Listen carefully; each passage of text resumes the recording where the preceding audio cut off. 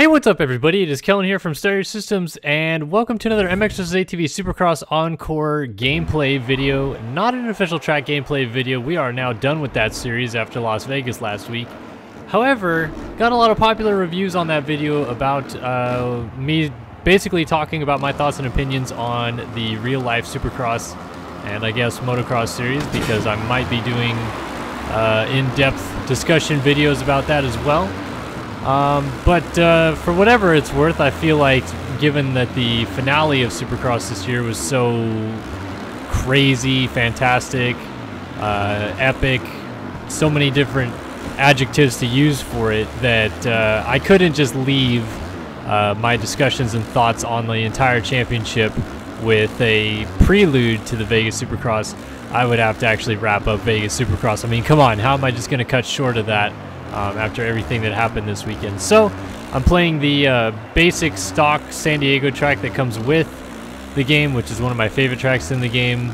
Just so happens that it's also where I live, so you know, obviously gonna be a little bit more biased towards that anyway, but the track is actually pretty cool, and I kind of wanted to do this video anyway because now that I've gone through and played so many different new tracks in this game and spent kind of a lot of time developing my skill set at this game, I thought it'd be kind of interesting to go back and see how close I could get to beating some of the lap times that I had previously run on these tracks.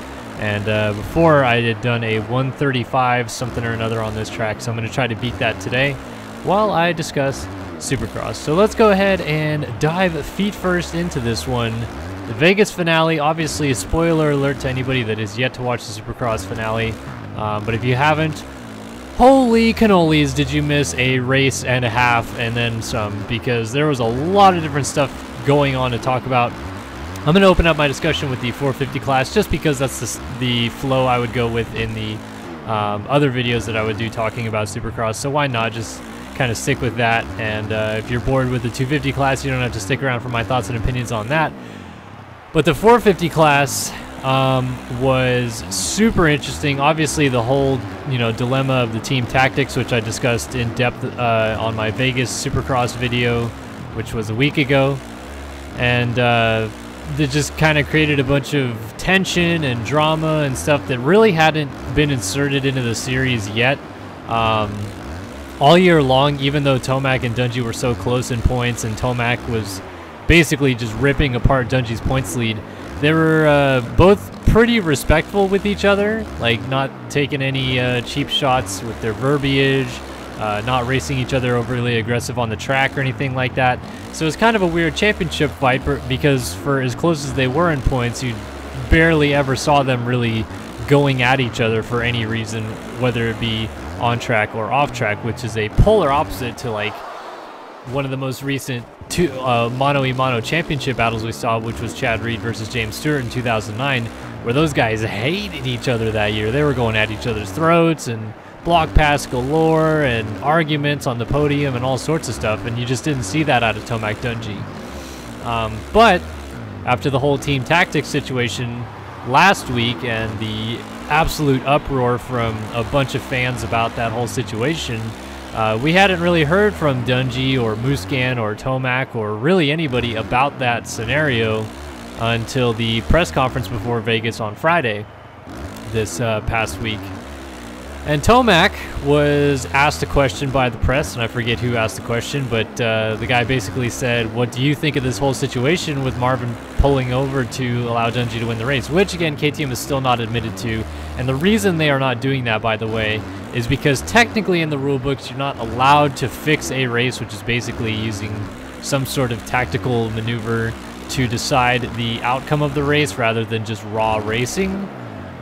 So if there was any sort of indication that KTM willingly changed the results of their two riders finishing first or second, then the factory Kawasaki team would have every right in their mind to protest that and would have a better shot of winning if KTM admitted to doing it. So while it's pretty clear what they did, I don't think you'll ever see them admit to it unless it was way down the road when John Gallagher and Kevin Crowther aren't in charge anymore, and the guys that are probably don't care about fixing an old championship. So that's why that's happening. Everybody's saying you wish that they would just fess up to them. about the situation. And yeah, I get that. I wish that they would kind of say something more to the effect of like, well, he's my teammate and I do what I do for my teammates and stuff like that. But basically Marvin's still basically saying it was a mistake, and Dungey hasn't really opened up to anyone about what he thinks happened or anything. He's just like, I'm here to race, I'm here to win, blah, blah, blah, blah. But Tomac was asked the question, and he said, well, if you want to go to sleep at night knowing that someone moved over for you, then that's what you're going to have to live with. So he basically just like threw KTM, Dungey, Muscan, etc. under the bus. He's like, let's go, it's on, I'm mad. I'm no longer being Mr. Nice Tomac. It's on for this finale, and he was basically saying, I think what they did is BS with those kind of comments. So, you know, good on Tomac, I guess, for making it a lot more dramatic than it had been all year, because going into the finale, I was kind of thinking like, all right, yeah, they're still good with each other. I don't think they're going to really screw up each other that much. You know, there's a lot of indications this week about, oh, now Kawasaki's going to instigate team orders and Josh Grant's going to go in there and just fifth tapped Dungey into the grandstands or something like that. At which point I was kind of like, well, that would suck, but I understand that side of the situation as well. But obviously Tomac was fired up going into the main event at Vegas, and then the main event kicks off. Dungey hole shots and looked pretty good on the track all day. So for a second, I kind of had the thought that, hey, maybe he's gonna just pull away here. Like maybe this is his statement on the championship right here. Like, I'm gonna pull away and make sure nobody can catch me or whatever. But Tomac clearly did not want to let that happen, so he very quickly moved around whoever started second, Blake Baggett, and set sail after Dungey. Caught him, I think, within a couple laps, maybe only 2 laps or something like that. And then after the whoop section, the second set of whoops, parked him on the outside of the corner. And it wasn't dirty, it wasn't overly aggressive or anything like that. It was just a good solid block pass, and it ended up putting Dungey in like a weird precarious place where he had to completely stop and then back up to get going again, so he lost the spot to Anderson in the process. Anderson for a moment looked like he was going to run down Tomac and maybe challenge him for the lead too, because he had some pretty good lines working and stuff like that. But then Dungey got back around Anderson, and then it was pretty clear what was starting to happen. At first I was like, well, he might be doing this, but I think maybe Dungey's just riding fast again. But for whatever reason, at the initial point, Dungey was suddenly catching Tomac up again really quickly, and Tomac hasn't this year at any point just been about the same speed as Jason Anderson, Blake Baggett, Josh Grant, Chad Reed, Marvin Muscan. He's never been just like, I hate to say as slow as them, but he's always just kind of blown them out of the water pretty much all year long. So suddenly there's like a 7-rider train with Tomac leading the race still. Dungey sitting second, Anderson's there, Baggett's there, then Grant has Muscan breathing down his neck, and Reed's starting to catch up, and it's just a freight train of riders. And obviously what was happening was Tomac was slowing the pace to allow for, you know, whatever chaos might ensue behind him. And I think he was probably hoping that there would be some other guys in there getting between Dungey, or at least roughing him up a little bit. But Dungey had a little bit of a buffer the whole time because Anderson was the guy right behind him, and Anderson obviously wasn't going to go in and just take Dungey out for position. Training partners, basically on the same bike. KTM and Husqvarna pretty much are the same company. So obviously that whole dynamic wasn't really working for Tomac. So it seemed like the next plan of attack that he had was to perhaps allow Dungey back by. And I know he made a mistake at the end of the rhythm section, so I can't say that he did it on purpose. It was a definite mistake, but Dungey did end up going back by as they exited the stadium about halfway through the main event. And then Tomac came back 3 corners later and smashed into the side of Dungey before the Supercross triple, and it put Dungey off the track. And then this situation was the I think probably the most like controversial situation for any Tomac fan out there in the main event.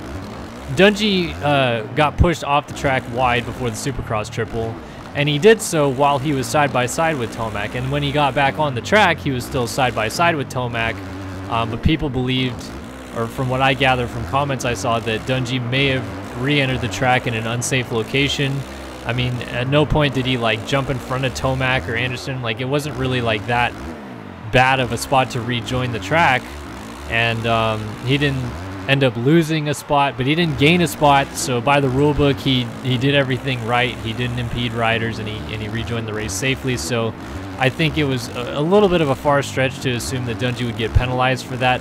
I understand kind of where you're coming from, but I've seen riders enter the track way worse and get away with it. So I just, that was a little bit of a reach to say, oh, Dungey re-entered the track illegally, that's BS, blah, blah, blah. But I get it. I get why you would think that that was perhaps something that they could look at as a penalty. Which, by the way, penalties being handed out to determine a championship, I feel like would kind of suck. After everything that's gone on this year, if it was decided because of a penalty, kind of a crappy move. But I digress. Anyway, Dungey gets back on in second, still in front of Anderson, and Baggett's right there, but then Baggett started to make a mistake, so then Grant moved into fourth, but then Reed, past Grant, moved into fourth and started reeling in Anderson. Meanwhile, Tomac is still slowing down the pace at the front. Dungey's falling back into Anderson's grasp again, and knowing Dungey, he's probably thinking, like, I don't want to pass Tomac again because of what just happened. Like, I just got put off the track because of Tomac, so if I do it again, the same thing's going to happen, so what's the point? So he was probably hoping that Tomac would, like, just pick up the pace a little bit, enough that it wouldn't crunch the field so badly, and he could just cruise it home in second. Not what happened at all. Reed finally got to Anderson, passed him, and while I really do like Chad Reed, I feel like probably the only reason he was in that situation was because Tomac was slowing down. Reed was riding fantastic, don't get me wrong, but you know, he just doesn't get into a battle for pretty much the lead without Tomac really slowing everything up at the front. And then so Reed passed Anderson, and I couldn't really tell if this was Anderson just really badly wanting a podium or if it was Anderson saying, I'm not going to let Chad Reed, a guy who impeded Ryan Dungey's progress in a main event earlier this year, go up there and decide the outcome of this championship. So in the very next corner, Anderson pretty much went in for the kill and sent Reed off before the finish line. Anderson almost crashed and then stalled on the finish line jump. Was able to get going still in third, but Reed lost, I don't know, I think he ended up losing about 3 spots in the process, so kind of killed all the momentum that Reed fans had out there, which is a little bit of a shame because Reed's been looking for that first win of the season, first win in a little while, all year, and was not able to go up there and at least challenge for it, but whatever. And then as the race kept moving closer to the end, what Tomac was doing was pretty obvious, and then it got super obvious when he almost stopped on the last lap to allow Dungey by on the Supercross triple, and then Dungey went by, but it was on the outside going in the next corner. Tomac comes in, stands him up, kind of brake checks him a little bit, but then keeps going, and Tomac ends up in front of Josh Grant, his teammate. But in all of this, Jason Anderson has now slid by to take the lead. Dungey falls to fourth, but as long as he finishes there, no matter what Tomac does, he would be the champion. So he just cruised through the last couple corners, won the championship. Tomac ended up finishing second behind Anderson, so didn't really matter anyway. And let me just come out and clarify that what Tomac did during the main event, totally fine by me, okay? I get it, you know, he wanted to win the championship. He was going to do pretty much whatever it took to make that happen this year, and I get it. I mean, I just saw the exact same thing happen in Formula 1 last year, big F1 fan here, with Lewis Hamilton trying to slow the pace of the field to allow Nico Rosberg to fall into the clutches of the Ferrari drivers, or I think it's actually the Red Bull drivers behind him, in hopes that Hamilton could get those guys around Rosberg in an attempt for him to actually claim the title. And a lot of people cried bloody murder about Hamilton doing that, but I was like, you know what? Championship scenario, obviously that's kind of the level you have to go to if you want to win the crown. And although it's not really racing for the pure sense of racing, it is still something on the racetrack that is happening, just like the situation with Musquin and Dungey. There is a tactical approach to making that work, and Tomac was clearly trying to have other riders come into the situation there. And I'm fine with that. Like, that's his prerogative, that's his deal. I don't dislike Tomac anymore because of doing that.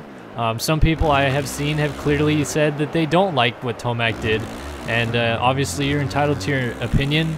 I feel like to get so upset at Dungey and Muscan and all that situation last week, but then say that what Tomac did is just pretty much a normal race etiquette is a little bit of a stretch. Like, they're pretty similar in the way that they tried to tactically change the race order by using a method that really wasn't racing forward to, you know, change the results in some aspect. It's not the exact same thing. I'm not calling Tomac some sort of team tactician BS thing, but he was obviously doing that for a reason. So I'm just trying to point out that, like, you know, all's fair in the end.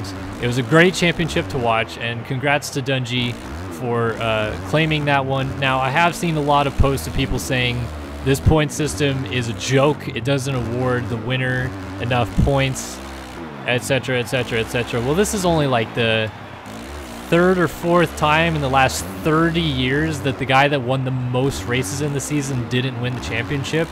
And yes, Tomac did tie a record in most races for a season without most race wins in a season without a championship, but it doesn't really matter to me. I still think that everybody knows the rules going into a championship. Everybody knows what it takes to score the most points to be a champion, and Ryan Dungey scored the most points on the season. Even if Marvin Muscan had not pulled over in New Jersey, Ryan Dungey still scores the most points on the season. And it's a shame that Tomac had mechanical issues at Dallas. It's a shame that he had struggles at the beginning with his arm pump. It's a shame that he crashed all by himself at New Jersey. But those are the things that you have to point to for why Tomac is not the champion. Not Ryan Dungey getting 3 extra points in New Jersey, which ultimately didn't matter anyway. That's the case. And I saw some people arguing with me saying that Tomac's approach to the race would have been way different if Dungey only needed to finish 4th or worse for him to win the title instead of 5th or worse. And, like, I don't really feel like it would have been that different. Obviously, Tomac was respectful enough not to just absolutely clean out Ryan Dungey for the championship. So kudos to him that he tried to, you know, pretty squarely race him and not just put him in the cheap seats. But I still think that his approach, whether it was 4th, 3rd, whatever, would have been pretty much the same, except for in a situation where Dungey needed to win the race to be the champion. Tomac would have obviously just tried to pull away and not care. But in any other situation that Dungey needed to lose positions, I think Tomac was probably going to use the exact same tactic that he used there tonight. So I don't really agree with anybody saying that Tomac would have changed his game plan if Muscan hadn't pulled over in New Jersey, and he obviously would have won the championship because of that. There's so many people I've still seen this week saying that Ryan Dungey is a cheapskate champion. All of his championships he's lucked into, and he's the luckiest champion of all time, and the point system is BS because he has 16 less wins than James Stewart in his career. However, he has 2 more championships than James Stewart in his career, and pretty much all I got from reading that statement was James Stewart is great at winning races, but he has a real tough time at finishing championships, and that's kind of been the case of James the whole time. 2007, he was magnificent, obviously deserved to win that championship. 2009, his other championship, came really close to losing it the exact same way Tomac did, by basically just having random crashes or whatever that would have cost him the title, despite winning just 1 billion races that year. So I just don't agree with the whole let's change the point system because of blah blah blah blah blah. Like it's gonna probably change anyway because they're gonna introduce the chase format and they want to go to 22 races, and they're gonna change the main event format next year. So it's probably all gonna be different. Either way, that was probably Ryan Dungey's last Supercross race ever, at least in my humble opinion. And, you know, good on him to go out as a champion. I think he deserves it, and that was a great season to watch. That's all I take away from this season was how damn good of a season that was to watch. So I think that's how we should approach it too, instead of just trying to insert our reasons of why someone should be the champion over the other and how this is BS or that's BS or whatever. Just let it go. You know what? The season's over. The AMA had their rules set in stone before the season. They're not going to just change them suddenly overnight so that Tomac can be the champion because he won the most races in a season. Just because you win the most races doesn't mean you were the best rider all year long.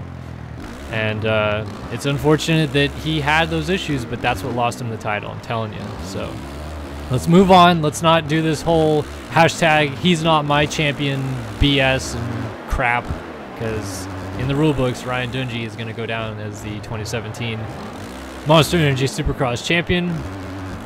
And that's just how it's going to be. And like I said, great season. Let's pay attention to how great of a season that was. When after Roxon got hurt, it looked like it was going to be a snooze fest. So I'm happy that we got to watch an epic season.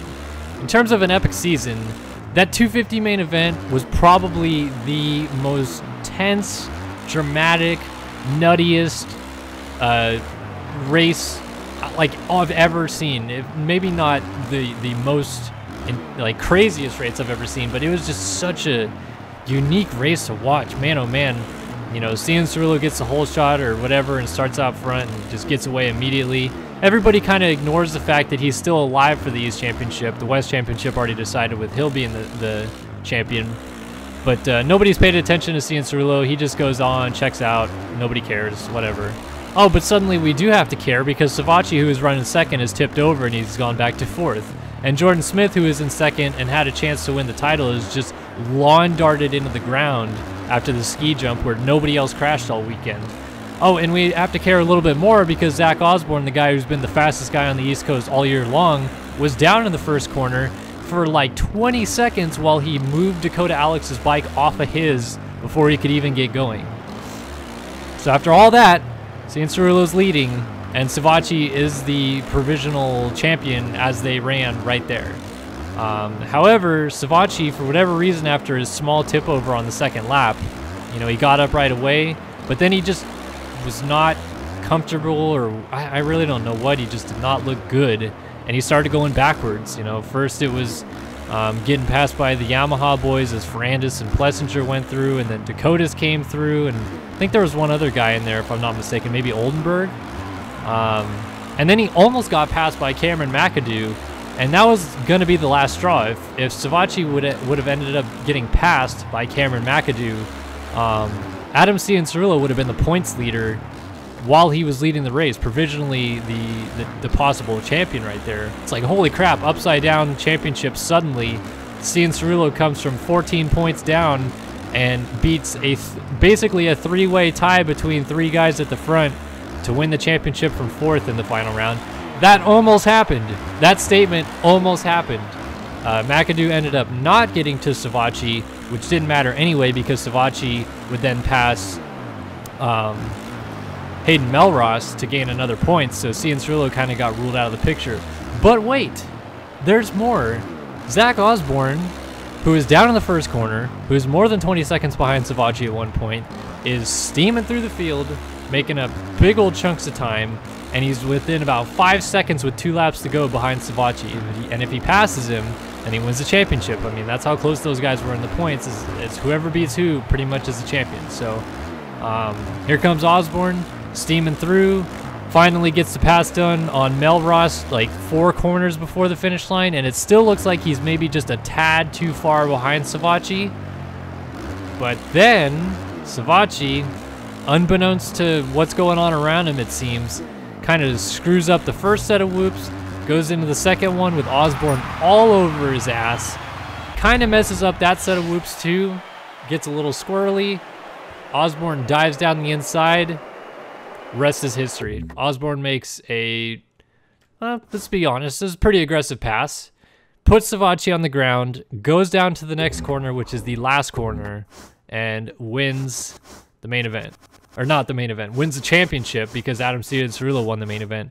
But Osborne came from so far back, like not even funny how far back he was to win that main event.